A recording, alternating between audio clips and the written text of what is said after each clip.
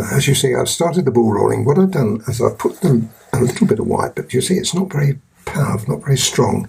There are one or two areas that are, like for instance that would be very strong. And there'll be another area here that's strong. So when you see that, you put a bit more pressure on the white. Everywhere else, I'm not going to come any lower than the eye. Everywhere else here has got the light in it, but there's also, you see over this side I've put grey in. So it's going to be grey and white together to start with. The only other exception to that rule is just here. There's a dark marking. Now, as I'm following a reference picture, I'm going to follow what I see. I don't want to put white or the light grey under that because it won't show up. Okay, that's the only area in the top of the head that's like that. Everywhere else we'll have grey. And there'll be, as you see, I put a little bit of grey on there. That was just to give me an outline of the ear. But that grey will go on. And the grey will go over the top of the white. But what happens is you'll still see the white influence underneath it. Right? Anyway, let me carry on with that. The only other, as I might as well show you how I did this. Again, this is all going to be grey, with the exception of just the odd spot like that and that will have a stronger white, and that will come all the way down to there. As I say, I don't want to do the eyes yet, so we'll just do the top of the head. And then the grey will be everywhere. I'm not worried about these pencil lines because those pencil lines will gradually disappear as we bring the fur in. Okay, now everything now can have the grey over the top. So let me complete that, and then we'll put in stage 2. What we're doing at the moment is creating the base colour, or the start of the base colour. There'll be several other base colours to put on here before we're through. That's going to be grey, that's going to be grey. And this is quite dark, so we'll make that, but not as dark as that. We'll make that grey. Okay, let me just finish that off and make sure it's solid enough. And then we come in with the next colour. Now the next colour I'm going to use is the 233 grey. And here I'm putting it on all over. Now you see where I put the white, it's not influencing so much, and where I put the light grey, it's just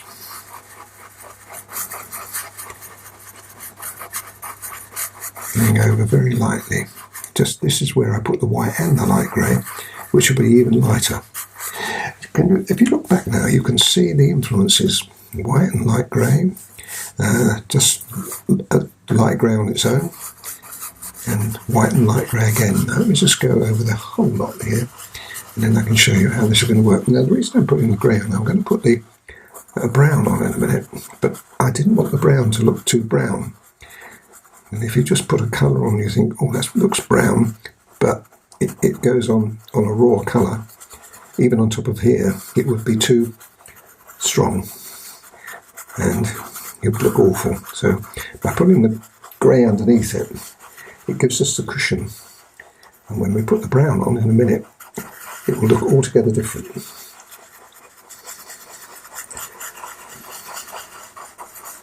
Anyway, let me finish that off now. You've seen enough of that for me to show you how this is all going to turn out. And you'll see that as we look back on it, you'll see different tones. And when I blend that in a minute, let me show you what I'm going to do with it. I'm going to use the colour shaper, and I'm going to, now I'm blending it, I'm using the pointed colour shaper, and I'm blending it in a fur-like effect. Now, what that means, it's a bit like the ear with squiggles. It's very short fur, and that's going to be able to create not just an undercolour, but an under design as well. And then when we bring the colours back on top of it, we'll be following that design.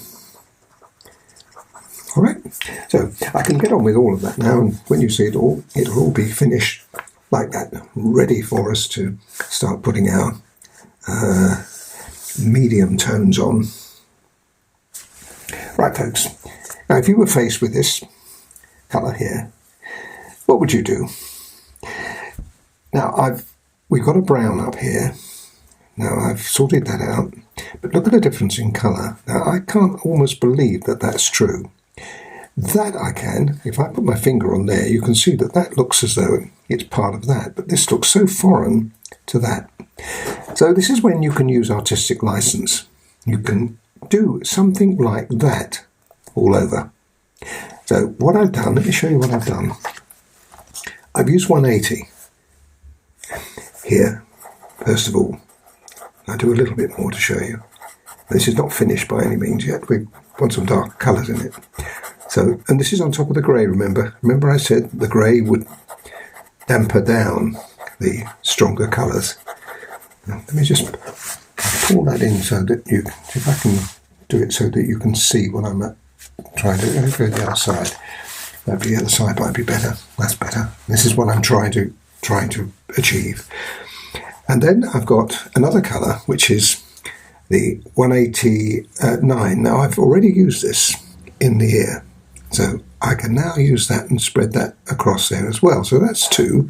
That's great. And the two colours together. Now there's another colour, a darker colour in there. 181 won't work very well. So what I've done is I've used 175. So those are the colours I've used.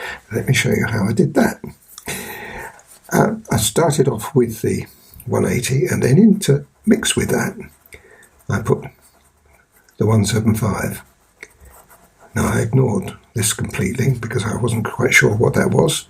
It's like a marking going across there, but I can't believe that. So I put that in there like that. Then we put a little bit of the 189, which I can't see there, but it must be there, in as well. And then I use the colour shaper, and this time, you see me do this already, I like push it in. You don't rub it or blend it, you push it. So that retains all the little strong bits. Now, look how nice that is. So that's the colour that I'm going to be putting all over. And so I'll work through that. Now, when you come down to here, you see how much lighter this is. Well, what I'm going to do there is I'm going to use the 189, which is, as you see, it's a lot stronger. And I'm going to use all these other colours, but I'm not going to use them quite so strong. In other words, make it a little lighter. And we can always put light back in. Let me just show you what I mean. If I use a pink, maybe a light pink might work. It might. Yes, it does.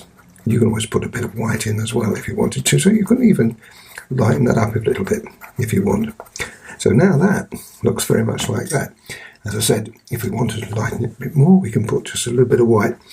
White going on top of this won't look white. It will just be lightening the colour that we've already put in. So that's how I'm going to proceed right through that, and I'm very happy with that because I think that looks great. Now, what about that bit? Well, I put the grey in there. So what I'll do with that is I will work the same colour,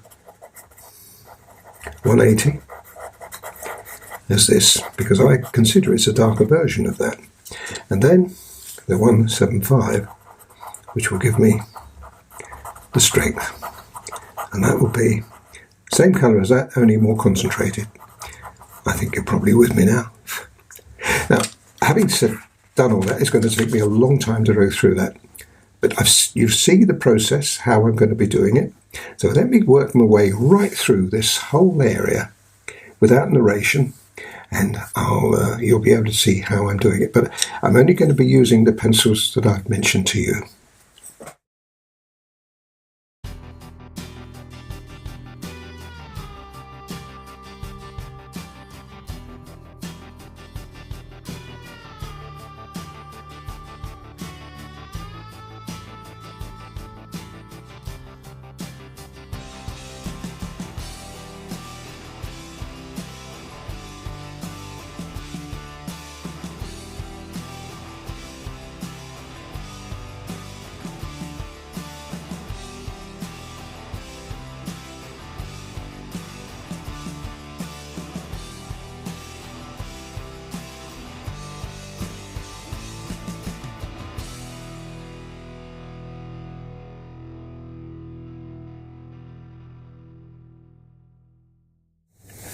You see how realistic this is coming along.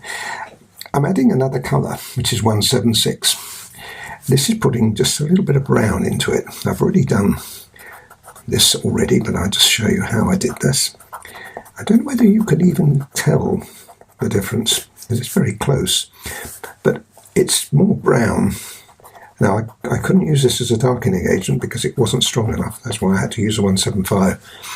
But now I'm going down over all the areas I've previously done and adding some of the brown. I'll do this section and then I'll do the other half off camera, but it's coming along really well and very realistic. I'm really happy with it. As I say, I'm taking a little bit of a license from the original picture because I wasn't altogether convinced that the colours were that accurate. There we are. Now that's really nice. When it drops into here, you've got to be just a bit more careful. Now, I'm going to show you how I do this. Basically, this is more white or lighter colour. So what I'm doing here is using the 132 as opposed to the 189, which is here. And I'm bringing some of that down. Now, this is like, oh, actually, it needs to come down right on to the edge of the dark eye that we'll be putting in a little while. So let me just put a bit more of that in. That was white and the grey, if you remember. And it's a fantastic base colour that we've got here. And it's no good trying to do it without the base colour, it just wouldn't work. Okay, now where was I? Pink. Now just here, it's just a little stronger in there. There's kind of like a section just here between the darker area, which I'm going to put in, it's like that, and the darker area, which is here. So that's the 132. I'm going to follow that with the 189. Now you can see now the difference between those two colours. Okay, that's great. And then we put the 180 in again. I'm still using the 180, otherwise we'll have a foreign colour, but it's lighter. And because we've got the colours underneath there, it makes it that much lighter. So there we are. Now that's great. I'm actually going to add onto that 233.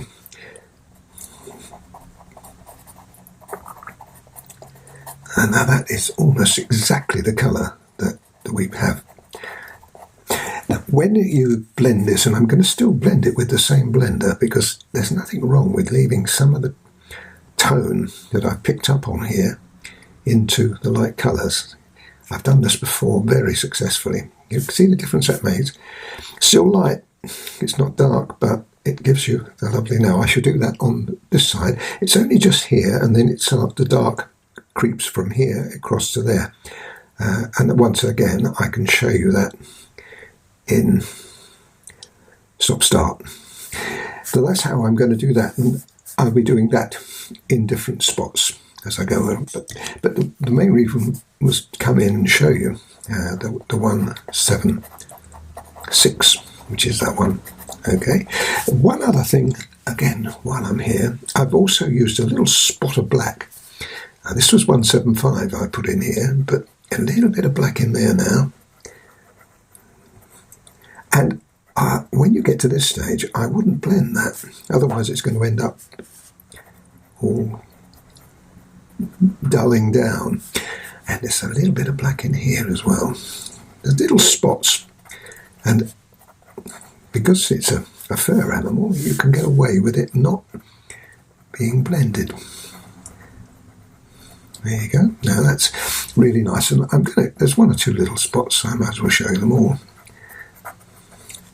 And here there's a few more. Now I've already darkened quite a lot of this, as you can see, but now I can pick up some of those dark areas with the black.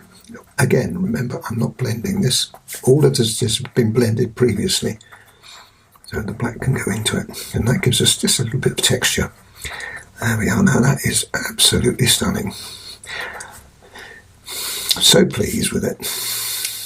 It's a different system. You haven't seen me do it before, I don't think, anyway.